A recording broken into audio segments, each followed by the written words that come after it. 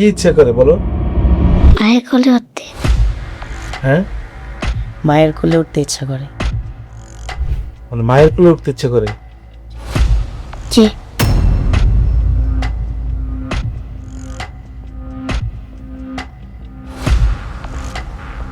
আসলে তোমাকে তো সান্ত্বনা দেওয়ার কিছু নাই আমাদের, যে ওরাই তোমাকে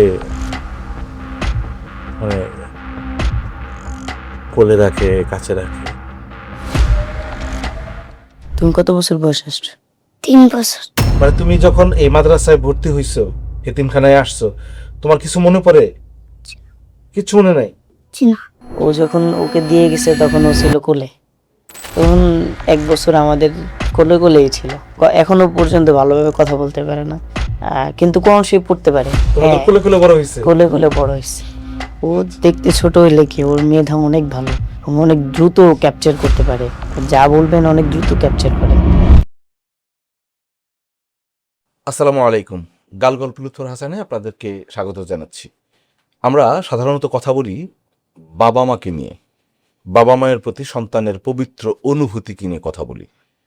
আমরা সাধারণত কথা বলি যাদের বাবা বেঁচে নেই, যাদের মা বেঁচে নেই, কিংবা বাবা মা কেউই বেঁচে নেই, অথবা বাবা মা বেঁচে আছে কিন্তু সন্তানের তাদের সাথে এক ধরনের দূরত্ব আছে। আমরা আসলে বাবা মাকে নিয়ে সন্তানের যে কথাবার্তা, যে কথাগুলো অন্য কোথাও কখনো সে সচরাচর বলে না, সেই কথাগুলোকে নিয়েই আমাদের নাড়াচাড়া থাকে। এই কারণেই যে পৃথিবীর যেখানে বাবা মাকে নিয়ে কথা উচ্চারিত হয়, তখন যারা শোনে তাদের মধ্যে বাবা মাকে মনে পড়ে যায়। যাদের বাবা মা বেঁচে থাকে তারা চেষ্টা করে দ্রুত বাবা মায়ের কাছে যেতে, আর যাদের বাবা মা বেঁচে নেই তখন তারা চেষ্টা করে বাবা মার জন্য দোয়া করতে। আর এই দোয়াটা সবচেয়ে নির্ভেজাল দোয়া। আল্লাহ এই দোয়াটা নিশ্চয়ই ফেরত দেন না। আমরা আজকে কথা বলবো একদম ছোট একটা শিশুর সঙ্গে যার বাবা মা বেঁচে নেই, এবং তার সঙ্গে যিনি আছেন তারও বাবা মা বেঁচে নেই। মূলত একটা এতিমখানা এবং মাদ্রাসা, সেখানে একজন সিনিয়র এবং একজন জুনিয়র, দুজনের সঙ্গে কথা বলবো আমরা বাবা মাকে ঘিরে। আসসালামু আলাইকুম। ওয়ালাইকুম আসসালাম ওয়া রাহমাতুল্লাহি ওয়া বারাকাতুহু। এই যে তুমি বললা যে ওয়ালাইকুম আসসালাম ওয়া রাহমাতুল্লাহি ওয়া বারাকাতুহু, কত সুন্দর না? কিন্তু তুমি তো এত আস্তে আস্তে কথা বলছো, ভয় পাচ্ছ? নুরুল ইসলাম, জি। আপনার কাছে জানতে চাই যে ও ওকে নিয়ে কথা শুনতে চাই আর কি। আপনি দেখেন ওকে দিয়ে কোনো কথা বলানো যায় কিনা, কারণ ওর বাবা মা তো পৃথিবীতে কেউ নাই। হ্যাঁ। কেউ নাই? কেন? তোমার বাবা মা কেউ নাই? ও কত বছর বয়সে মাদ্রাসা এসছে? তুমি কত বছর বয়স আসছো? 3 বছর। 3 বছর বয়সে ওকে দিয়ে গেছে আর কি ওর দাদা। দাদা না হয় মেবি দাদি, এরকম কেউ দাদা দাদি আর কি, দুজনে বাইচে আছে, কিন্তু কেউ আসে না আর কি। হুজুরের উপরে দিয়ে চলে গেছে পরে। আর আমি জানি না, কারণ যা এদের সবার খবরই হুজুরে একমাত্র জানে ডিটেলসে, এবং হুজুরে গেছে সব থাকে। আমি নিজেও হুজুরের আন্ডারে, যে হুজুর ছাড়া আর আমাদের আশেপাশে আর কেউ নাই, এরকম আর কি। যে ওরও এরকম সেম, যে হুজুর ছাড়া আর কেউ নাই। কারণ হুজুর যতটুকু বলে দিছে যে যতটুকু সম্ভব কি দেখে রাখতে, কারণ এটাও হুজুরের ছেলে, এটা বলে আর কি যে এটা তো আমার ছেলে, তুমি ওর একটু দেখে রাখো। তো আমরা সবাই মিলে চেষ্টা করি যে ওর যে দুঃখটা আছে, কষ্টটা, এটা যেন বাস্তবায়ন না হয়, বা বাস্তবতা ও যেন না বুঝে, এবং ওকে সবসময় হাসি খুশি রাখানো, এবং খুশিতে যেন থাকে, পড়ালেখা করে যেন মনোযোগ দিয়ে এবং খুশি থাকে, হাসি খুশি থাকে, এই দায়িত্বটা আর কি আমাদের। তো তোমার নাম হচ্ছে লাবিব আব্দুল্লাহ। কি সুন্দর নাম! কে রেখেছিল এই নাম? মনে আছে বা কেউ বলছে তোমাকে? বলে নাই? মানে তুমি যখন এই মাদ্রাসায় ভর্তি হইছো, এতিমখানায় আসছো, তোমার কিছু মনে পড়ে? মনে আছে কিছু? কিচ্ছু মনে নাই? জি না। তো আহ, তুমি কবে থেকে এখন কি পড়তেছো তুমি? নাজরা। কি পড়তেছে? নাজেরে পড়তেছে, হ্যাবজু শুরু করবে আর কি। হ্যাফজ শুরু করবে? হ্যাঁ, ও দেখতে ছোট হইলে কি, ওর মেধা অনেক ভালো, ও অনেক দ্রুত ক্যাপচার করতে পারে, ও যা বলবেন অনেক দ্রুত ক্যাপচার করে, মুখস্থ করে ফেলো। আমাদের যে পড়াটা একটু লেট হয়, আমরা যেটা একটু টাইম নিয়ে পড়ি, তো ও টাইম নিয়ে পড়ে না, ও ওর মতো পড়ে শেষ, পড়া শেষ। মানে তুমি এত দ্রুত পড়ে অনেক ফেলো? দ্রুত পড়ে ফেলে। মানে কিন্তু বাবা মা কেউ পৃথিবীতে নাই? ও যখন ওকে দিয়ে গেছে তখন ও ছিল কোলে, তখন 1 বছর আমাদের কোলে কোলেই ছিল। এখনো পর্যন্ত ভালোভাবে কথা বলতে পারে না, কিন্তু কোরআন শরীফ পড়তে পারে। কোরআন শরীফ যে পড়তে পারে এটাই তো আল্লাহ তাআলার কাছে শুকরিয়া, যে কথা বলতে পারে না যে ছেলেটা, ওই ছেলেটা কোরআন শরীফ পড়তেছে। এবং মানে সে মানে ও যখন আসে তখন কোলে, তোমাদের হ্যাঁ, কোলে কোলে বড় হয়েছে? কোলে কোলে বড় হয়েছে, প্রত্যেক হুজুরের কোলে কোলে ও ছিল আর কি। তো এই অনুসারে ও আর কি ওইরকম হুজুর জিনিসটা ছিল না, সবাই ওর বাবা, যে যার কোলে বসে সেই মানে অনেক আদর করে।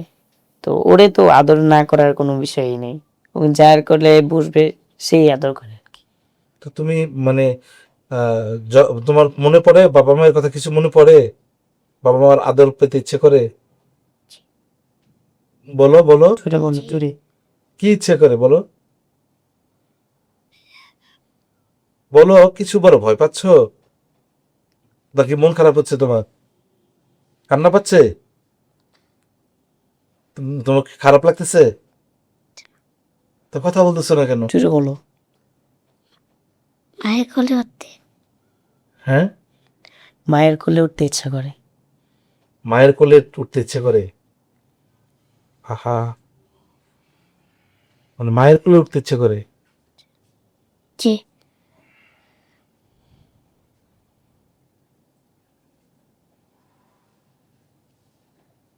আসলে তোমাকে তো সান্ত্বনা দেওয়ার কিছু নাই আমাদের, যে ওরাই তোমাকে মানে কোলে রাখে, কাছে রাখে। হ্যাঁ, আসলে এই কথার প্রেক্ষিতে আমি নুরুল ইসলাম, আপনারও তো বাবা মা নেই, জি। আপনিও ছোটবেলায় এসে এভাবে বড় হয়েছেন। তো ওর চোখের দিকে আমি তাকাই আছি, আপনি দেখেন ওর চোখের দিকে তাকায় দেখেন, তো ও বলতেছে যে ওর মায়ের কোলে উঠতে ইচ্ছে করে। জি। এখন কত বছর হইলো সেই এখানে আছে? 3 বছর। 3 বছর পার করে ফেলছে। 3 বছর পার করছে। এবং প্রথম দিকে তো অনেক কান্নাকাটি, যখন ক্ষুধা পায় তখন তার বলতে পারে না, তখনই মনে করেন কান্নাকাটি শুরু করে দেয়। তখন এক সময় হুজুরে বললাম, হুজুর তো কান্না করে শুধু, কয়ে কেন কান্না করে কেন, বকা দাও ওকে? বলে না, ওকে বকা দেওয়ার তো কোনো কথা নাই। বললে তাহলে কান্না করে কেন, দাও আমার কাছে দাও। তো হুজুরের বাসায় নিয়ে গেছে। বাসায় নিয়ে একদিন রাখলো, একদিন না 2 দিন রাখছে। রাখার পরে দেখে যে ওর ক্ষুধা পেলে ও বলে না, ও কান্না করে। তো ওইখান থেকে আর কি হুজুর আমার বলছে যে ওরে টাইম হওয়ার আগে খাওয়াবা, কারণ টাইম পর্যন্ত ও মানে সহ্য করতে পারে না, এর আগে ও কান্না করে আর কি। তো আমাদের তো টাইম টু টাইম খাবার হয়। তো ওইখানে ওকে বলছে যে যদি কিছু নাও থাকে তাহলেও তুমি তোমার থেকে কিছু দিও, বা তোমার কাছে স্টকে রাখো খাবার, শুকনো খাবার হোক যেই খাবারই হোক স্টকে রাখবা। আর ও টাইমের আগে প্রত্যেক 4 ঘন্টা পর পর ওরে খাওয়াবা, যে 4 ঘন্টা পর পর ও খাওয়ালে ও আর কান্না করবে না। তো একদিন বিকেল বেলা কান্না করতেছে, তো কেউ নাই মাদ্রাসায়, সবাই তো মাঠে গেছে খেলতে। তো তো ও কান্না করতেছে, এখন আমি তো চাইছিলাম ঘুমাইতে, কারণ রাত্রিবেলা আমি ওরকম ভাবে ঘুমাইতে পারি না, পড়ার যে চাপ থাকে ওইখানে আর কি ঘুমাইতে ইচ্ছেই করে না আর কি, পড়া না হলে। তো ও কান্না করতেছে, যে আমি তো আর বুঝি নাই যে ও কেন কান্না করতেছে। আমি ভাবছি কি ক্ষুধা লাগছে খাবে, কারণ হুজুর বলছে যে খিদা লাগলে কান্না করে। তো কান্না করতেছে, এখন আমি সান্ত্বনা দিলাম, পরে দেখলাম কিছু আছে কিনা, পরে একটা বিস্কিট পাইলাম, বিস্কিট আমার ট্রাঙ্কে ছিল, ওইখান থেকে বের করে দিলাম, ও খাইলো। খাওয়ার পরে আরো জোরে জোরে কান্না করতেছে। তো ব্যাপারটা আমিও বুঝি নাই, পরে আরেক হুজুরের কাছে গেলাম, হুজুরও তো কান্না করতেছে। তো উনিও ব্যাপারটা বুঝি নাই, পানি খাওয়াইছে। পানি খাওয়ানোর পরে হুজুরকে ফোন দিছে, হুজুরে তৎক্ষণাৎ চলে আসছে আর কি, মানে 1 মিনিটও লেট করে নাই। হয়তো বা হুজুরে কাছেই ছিল, না হলে বাসায় ছিল, দৌড়ে আসছে এরকম আর কি। তো তৎক্ষণাৎ চলে আসছে, আইসা তো দেখতেছে যে ওর পেটে হাত। ওর পেটে হাত কেন? বলে যে হুজুর খাওয়াইলাম, তো তো খাওয়ানোর পরে আরো বেশি কান্না করতেছে। বলে যে আচ্ছা চলো। পরে ওরে কোলে নিয়ে নিচে ফার্মেসিতে গেছে। ফার্মেসিতে গিয়ে বললে যে তোকে পেটে কোনো সমস্যা হয়েছে বা পেট ব্যথা এরকম কিছু। পরে হুজুরের কাছে এটা ভালো লাগে নাই যে পেট ব্যথা হইলে তো বলতো যে পেট ব্যথা করতেছে। তো হুজুরের একটা ফ্রেন্ড ছিল ডক্টর, ফোন দিয়ে বললো যে কি কি খাবার খাইছে। বললো যে এই খাবার খাইছে, চানাচুর ভাজা পোড়া আর কি, চানাচুর বিস্কিট এগুলো সব খাইতেই আছে, মানে সারাদিন চিপস খাইছে, চানাচুর খাইছে। তো ফুড পয়জনিং হয়েছে। তো ডক্টর যখন বললো যে এগুলো খাইলে একসাথে খাইলে তো ফুড পয়জনিং হবেই, তো ওকে একটু সাবধানে রাখো, আর না হলে তোমার বাসায় নিয়ে যাও। তো হুজুরে ওই দিন আর রাখে নাই। তো বাসায় পুরো 5 দিন ছিল। 5 দিন ছিল, 5 দিন বা আর একটু বেশি এরকম কিছু, 5 দিনই মনে পড়ে আর কি। 5 দিন ছিল। 5 দিন পরে আরো বাসা থেকে আসতে চায় না, মাদ্রাসায় আহা, আসতে চায় না। মানে 5 দিন বাসায় থাকার পর আর বাসা বাসায় থেকে আসতে আসতেছে চায় না। না, মাদ্রাসায় আসতে চায় না আর কি বাসা থেকে। তো হুজুরে বললো তাহলে এখন আর কি করবা, তো বাসায় নেওয়া যাবে না, তাহলে ও তো বাসায় থাকবে, মাদ্রাসায় আর আসবে না, তো পড়বে কখন। পরে হুজুরি বাসায় যায়, কিছুদিন পড়াইছে।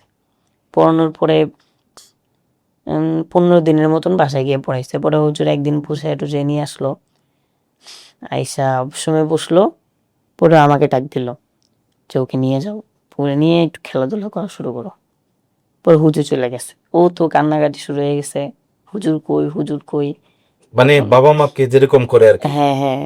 তো মানে বাবা মা থাকলে বলতো যে বাবা কই, বাবার কাছে যাব।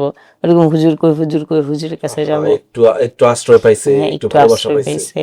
তো ওইরকম তো আমরা টেক কেয়ার করতে পারি না, কারণ আমরাও ক্লাস রুটিন ভাবে চলতে হয়, যে যতটুকু সময় পাই ততটুকু দেই, কিন্তু ক্লাসের মাঝখানে তো আর বসে থাকে না আমাদের সাথে, ও একটু দৌড়াদৌড়ি করে। ব্যথা পাইলেও হুজুর থাকলে হুজুরের কাছে যায়, না হলে ব্যথা পায় ওইখানে বসে থাকে। তো আমাদের যখন ক্লাস শেষ হয় তখন আমরা যাই দেখতে পাই যে ও কান্না করতেছে বা ব্যথা পাইছে, তখন যে ওটা দেখতে হয় আর কি।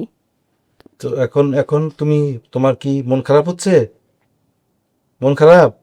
হ্যাঁ, না। ওরা তোমাকে অনেক আদর করে? জি। জোরে বলো। জি। তোমার কি কারো বাসায় যেতে ইচ্ছে করে? হুজুরের বাসায় যেতে ইচ্ছে করে? বাবা মায়ের কাছে যেতে ইচ্ছে করে না? কারো কাছে যেতে ইচ্ছে করে না? মানে তোমার কিছু ইচ্ছে করে না? খালি মাদ্রাসায় থাকতে ইচ্ছে করে? মাদ্রাসায় থাকতে ইচ্ছে করে? কি ইচ্ছা করে তোমার, কি ইচ্ছা করে? জোরে বলো, জোরে। বলো, বলো তোমার কি ইচ্ছা করে, কি ইচ্ছা করে বলো। হাফেজতে। হাফেজ হতে ইচ্ছে করে, এইটাই। আমরা আসলে নুরুল ইসলামের কাছে শুনলাম লাবিবের কথা, যে ও যখন কোলে অবুঝ তখন ও মাদ্রাসায় এসছে, এবং আসার পর ওরা কোলে কোলে ওকে মানুষ করেছে।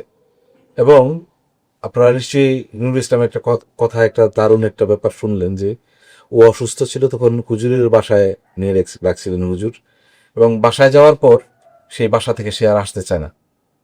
মানে মমতা বা বন্ধন, পারিবারিক যে ব্যাপার, এটাও প্রথম, মানে ও বুঝতে পারছে যে বাসায় এরকম, সে আর আসতে চায় না, এবং কি হুজুর পরে বাসায় তাকে পড়াতে গেছে। শেষে বাস্তবতার জায়গা থেকে তাকে আবারও তার মাদ্রাসায় ফিরতে হয়েছে। ও এখনো কিন্তু কিছুই বোঝে না, মানে ওর সাথে কথা বলে দেখেন কিভাবে নিষ্পলক তাকিয়েছে। ওকে প্রশ্ন করলেও ঠিকঠাক মতো বলতে পারে না। আমরা যে কারণে নুরুল ইসলামের হেল্প নিলাম, যেন ও কথা না বলতে পারলেও ওর কথাগুলো আমরা নুরুল ইসলামের কাছ থেকে শুনতে পারি। তো এই যে নিষ্পাপ, একেবারে অবুঝ এবং কি মেধাবী, নুরুল ইসলামের কাছে আমরা শুনতে পারলাম যে লাবিব এত মেধাবী যে অন্যান্যদের চেয়ে একটু মেধায় একটু আগানো, সে যা পারে সবকিছু আয়ত্ত করে ফেলে। এগুলো আল্লাহর আসলে স্পেশাল বান্দা। হ্যাঁ, আল্লাহ আদর করে এদেরকে। তো আপনার সন্তানকে নিয়ে বা আপনার বাড়ি বা নিজেদের মধ্যে যারা বাচ্চা আছে তাদেরকে নিয়ে আপনি ওদের সাথে একটু সময় কাটাবেন, ওদের সাথে একটু কোথাও বেড়াতে যাবেন, একটু খেতে যাবেন, সুন্দর সময় কাটানোর জন্য ওদের সাথে একটু যোগাযোগ করবেন। আমরা কার্ডের ছবি দিয়ে দিচ্ছি, ডেসক্রিপশনে অ্যাড্রেস দিয়ে দিচ্ছি। আমাদের সাথে যোগাযোগ করতে হবে না, ওদের সাথে সরাসরি যোগাযোগ করলেই হবে। আপনারা ওদের সঙ্গে থাকবেন, ভালোবাসায় রাখবেন। ওদের জন্য সবচেয়ে জরুরি হচ্ছে মমতা, মানে ওরা একটু মমত্ব বোধ চায়, মমত্ব বোধের একটু ছোঁয়া চায়, একটু মায়ার স্পর্শ চায়। ওদের জন্য এইটাই জরুরি সবচেয়ে।